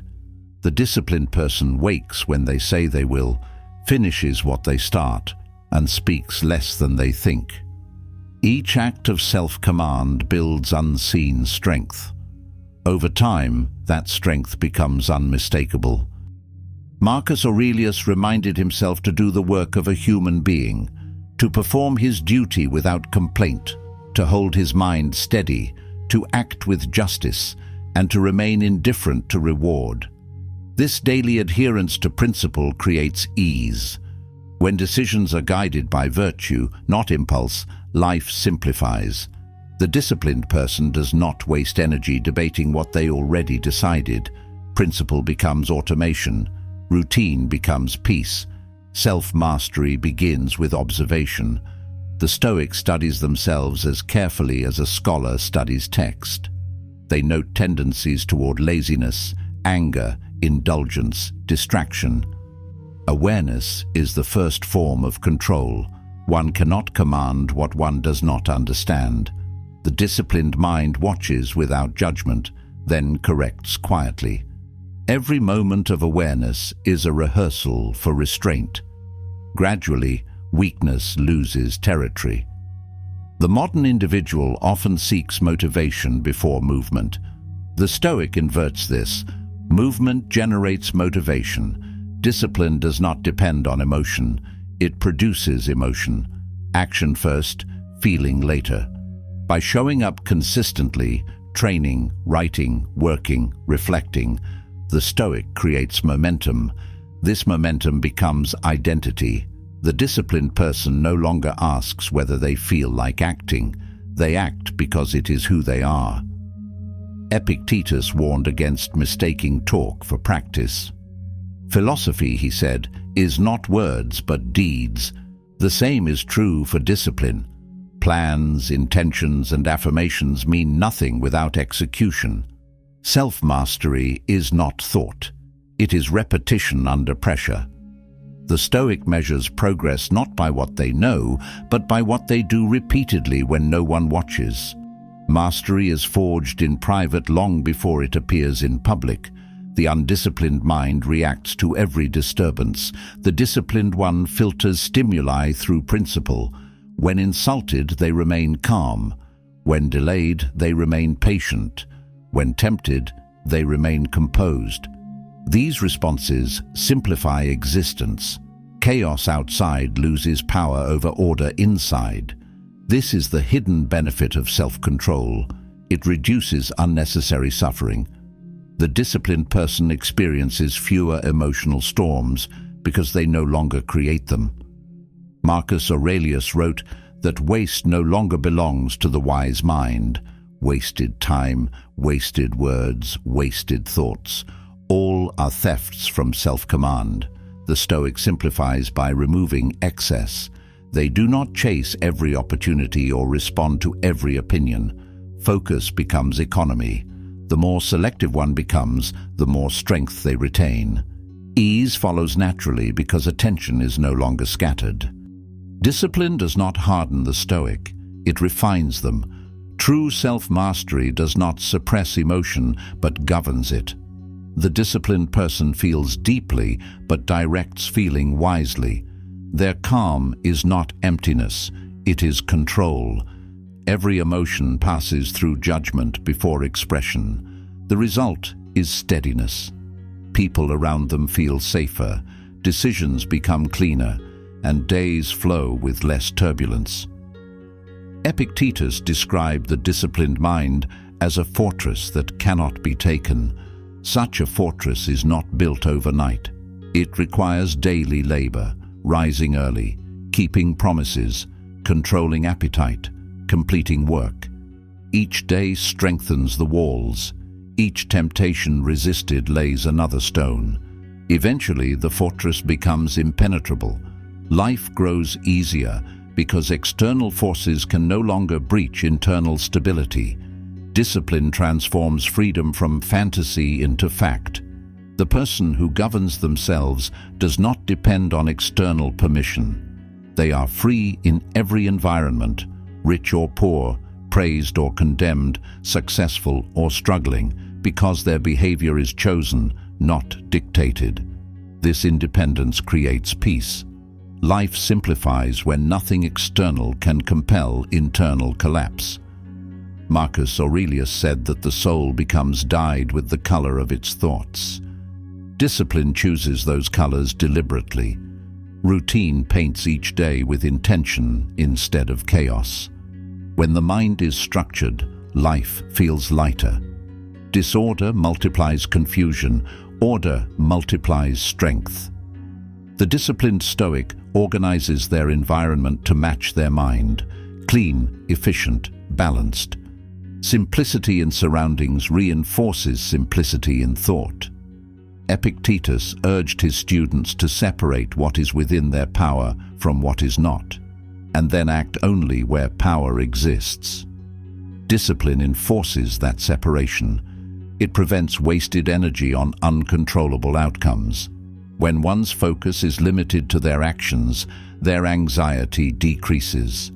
The world's complexity no longer overwhelms because the field of control has been reduced to the self. Within that field, mastery becomes absolute. Modern culture glorifies spontaneity, but Stoicism glorifies steadiness. The Stoic does not chase variety for stimulation. They chase consistency for strength. Predictability becomes an advantage. Each repeated act of discipline compounds like interest. Days become simpler because decisions shrink. There is less to think about, less to fix, less to regret. Discipline is structure, and structure is peace. Marcus Aurelius warned himself to stand upright, not be held upright. This is the essence of mastery, to be self-sustaining. The person who depends on external discipline remains fragile. The Stoic builds internal scaffolding. They rely on conscience, not crowd. They hold themselves to standard without supervision. This independence creates stability that no disruption can remove. The one who needs nothing to stay steady remains powerful everywhere. Self-mastery is the foundation of all other virtues. Without discipline, wisdom is theory, courage is impulse, and justice is preference. Discipline makes virtue consistent. The Stoic cultivates it through repetition, reflection, and restraint. Over time, effort transforms into identity. The disciplined person no longer pretends to be strong. They are strong. Life becomes easier because strength has replaced struggle. Epictetus compared the philosopher to an athlete of the soul. Every challenge is a training session, every temptation a test of form. The Stoic embraces this athletic view of life. They welcome difficulty as practice for endurance. This mindset turns obstacles into opportunities for mastery. When each hardship becomes training, no hardship feels wasted. Life simplifies when struggle becomes purposeful. The modern individual often changes direction at every sign of discomfort. The Stoic remains steady. Discipline anchors them when emotion fluctuates. They continue working when enthusiasm fades, continue exercising when tired, continue reflecting when busy. This persistence builds momentum that outlasts moods. Ease arises when one stops negotiating with effort and simply acts. Marcus Aurelius believed that virtue is a matter of habit. He wrote daily reminders to act according to reason, to hold the line even when fatigued. The disciplined person replicates this practice through journaling, scheduling, and self-review. Each night they examine actions and adjust course. This feedback loop replaces guilt with growth. Self-correction is easier than self-condemnation, and through it, the Stoic evolves cleanly. Discipline creates clarity in goals. The undisciplined chase many aims. The disciplined pursue few. This narrowing of focus reduces chaos. The person who knows what to ignore saves energy. The Stoic directs attention like a laser toward improvement, contribution, and virtue. Life feels easier because direction replaces drift. Every effort aligns towards something permanent. Epictetus taught that the measure of a person is how they handle what they cannot avoid. Discipline prepares for this inevitability. It strengthens the will before trials appear. When fate strikes, the disciplined mind responds with order. They do what can be done, endure what must be endured, and maintain composure throughout. That posture turns difficulty into calm execution. The disciplined suffer less because they resist less. Marcus Aurelius often wrote about self-sufficiency as a moral imperative. He sought to be content with what he had, steady in what he faced, and moderate in what he desired. The Stoic who follows this example finds freedom through reduction. The fewer dependencies one has, the lighter they move through life. Discipline trims excess, leaving only what matters. Simplicity through restraint becomes the essence of peace. To make life easier this year, the Stoic must build habits that serve virtue rather than vanity. Wake early, train body and mind, keep promises, speak less, work cleanly, reflect nightly. These simple disciplines compound into calm strength. The chaotic live reactively, the disciplined live predictably. Predictability brings stability, and stability brings ease. Epictetus and Marcus Aurelius both taught that mastery of the self precedes mastery of the world. The person who cannot command their impulses cannot lead their life. The Stoic reverses this weakness through consistent training of thought and action. Discipline becomes the architecture of freedom. Once the inner world is ordered, the outer world follows naturally. Master yourself before the world. The world will remain unpredictable, but the self can remain prepared. Discipline is the bridge between chaos and command, between reaction and response. Build that bridge daily, step by step, until walking it becomes effortless. When discipline becomes nature, life itself becomes easier, because the one who commands themselves fears nothing outside their command. Chapter 9. Let go and be at peace. Ease begins when attachment ends. The Stoics taught that most suffering is self-inflicted, born from clinging to what was never ours to command. Seneca said that life is not short, but we make it so by wasting it in anxiety over things beyond control. Epictetus reminded his students that freedom is found in detachment, that the less one depends on external outcomes, the calmer one becomes. Letting go is not surrender, it is mastery of perspective. The mind freed from obsession walks lightly through life. Modern society trains people to hold tightly, to outcomes, to validation, to the image of success. Every disappointment then feels like defeat, every delay like failure. The Stoic sees through this illusion. They understand that attachment to what fluctuates guarantees disturbance. To let go is to accept the structure of reality, a world in motion, indifferent to preference. The person who accepts this truth stops wrestling with fate and begins flowing with it. That alignment is peace. Seneca wrote that the wise person is content with what happens, knowing that it happens according to universal law. This is not fatalism, it is clarity. Events do not harm, judgments do. The Stoic releases expectation before it tightens into dependency. When outcomes come, they welcome them. When they do not, they remain calm. Life becomes easier when the will ceases to demand and begins to cooperate. Epictetus taught that tranquility depends on distinguishing what belongs to us and what does not. He said, "Seek not for events to happen as you wish, but wish them to happen as they do happen, and your life will go well." Letting go begins with this mental separation. The Stoic acts with precision in what can be influenced and releases what cannot. This discipline cleans the mind of noise and the heart of turbulence. Ease follows naturally when attention is directed where control is real.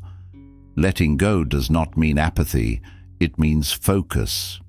The Stoic still acts, but without desperation. They pursue goals with effort, not attachment.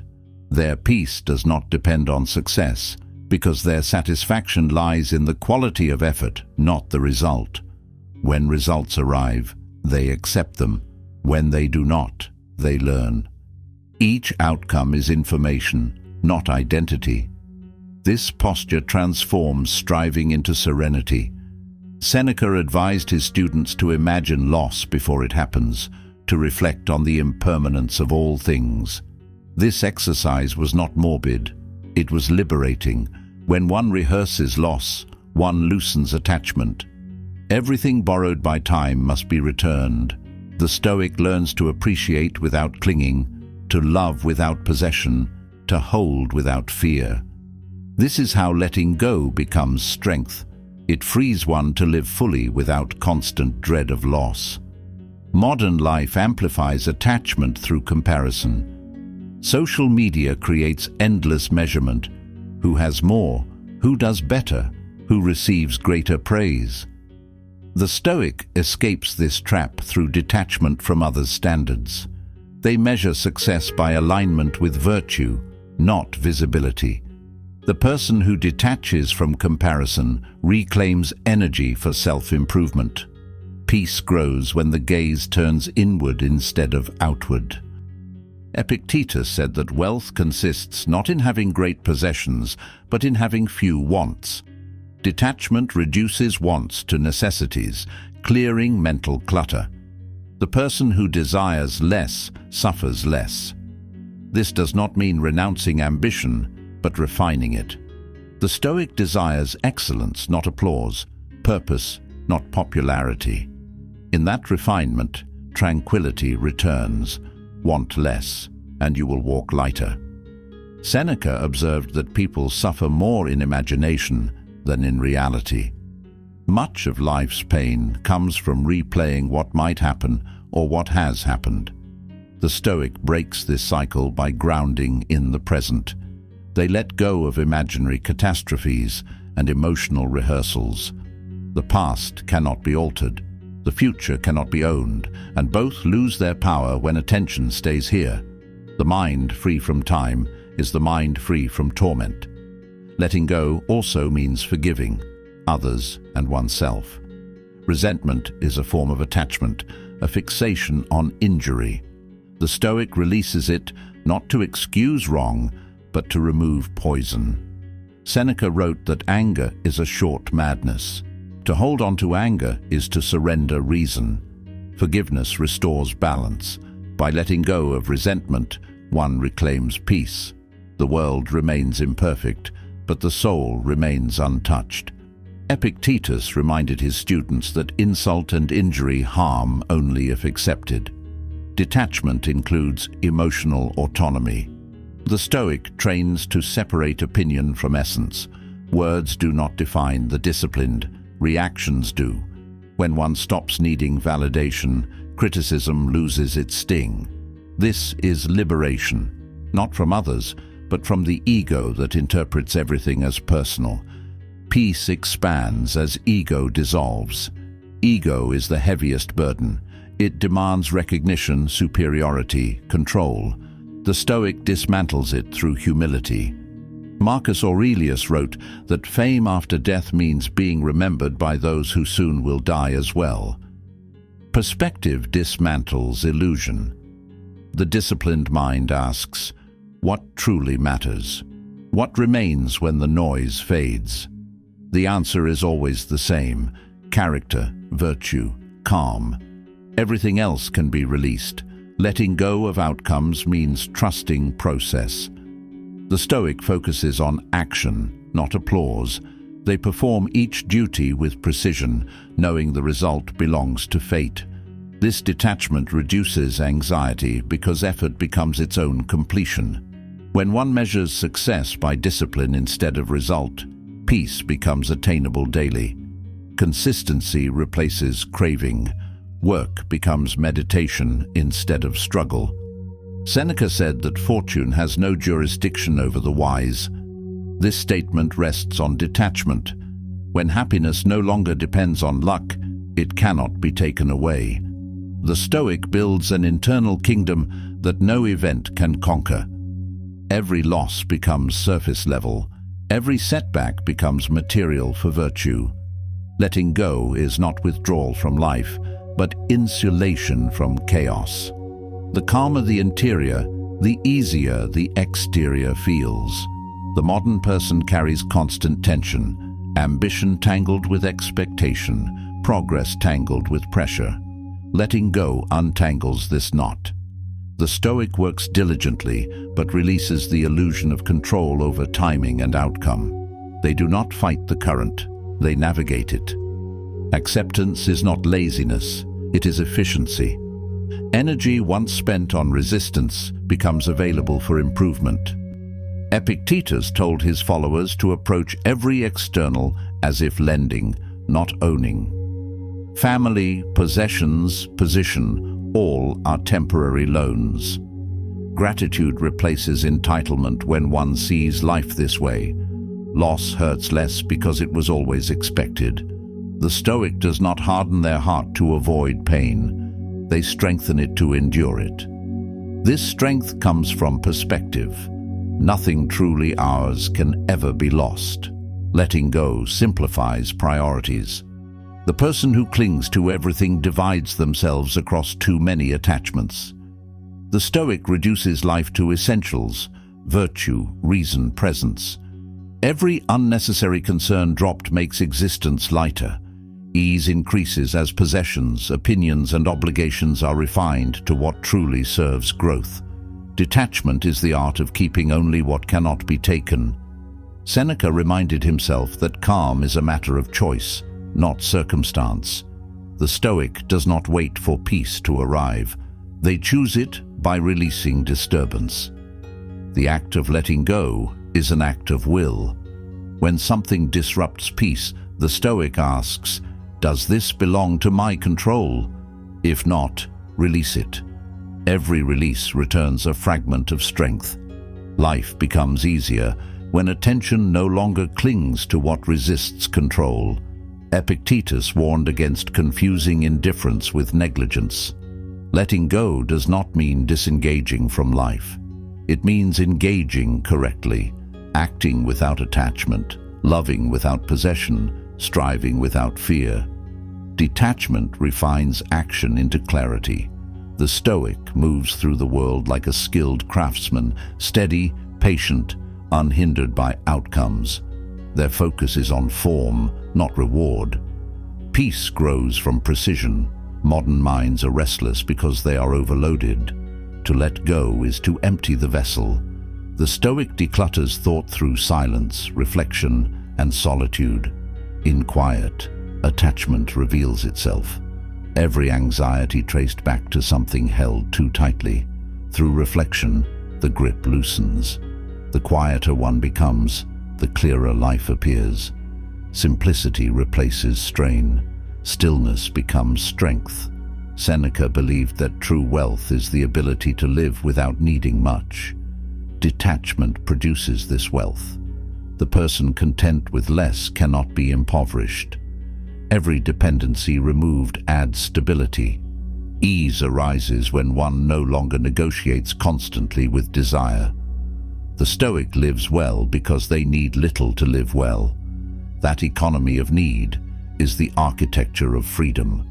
Letting go is the final evolution of discipline. The beginner controls action, the master controls attachment. To release outcome while maintaining excellence is the height of Stoic practice. This union of effort and detachment transforms performance into peace. The archer draws the bow, aims steadily, releases cleanly, and accepts the flight. The act is complete regardless of where the arrow lands. Epictetus said that events themselves are neutral. Only interpretation makes them heavy. The Stoic lightens life by choosing interpretation wisely. They see setback as instruction, loss as reminder, change as nature. When every event serves meaning, nothing feels wasted. This outlook creates unbreakable tranquility, a stillness that endures through all seasons. Seneca advised that death itself should be viewed as natural, not dreadful. To accept even the end of life is to reach the highest form of peace. Detachment from mortality removes the last fear. The Stoic does not rush toward death, but they cease fearing it. When fear ends, life begins fully. Letting go, in this sense, is total freedom. Freedom from all that enslaves through attachment. To make life easier this year, learn the art of release. Release comparison. Release control. Release the need to win every encounter or prove every point. Each release subtracts tension. The lighter the mind, the stronger the focus. The Stoic who practices this lives cleanly, acting with purpose, detached from vanity, calm in victory, composed in loss. Seneca and Epictetus both taught that peace is not given, it is cultivated. It grows where expectation ends and acceptance begins. To let go is not to lose, but to clear space for peace to enter. When one finally releases the weight of control, life begins to flow instead of drag. The mind rests, the soul steadies. The world remains the same, but perception transforms. That transformation is ease, the quiet mastery of living lightly in a heavy world.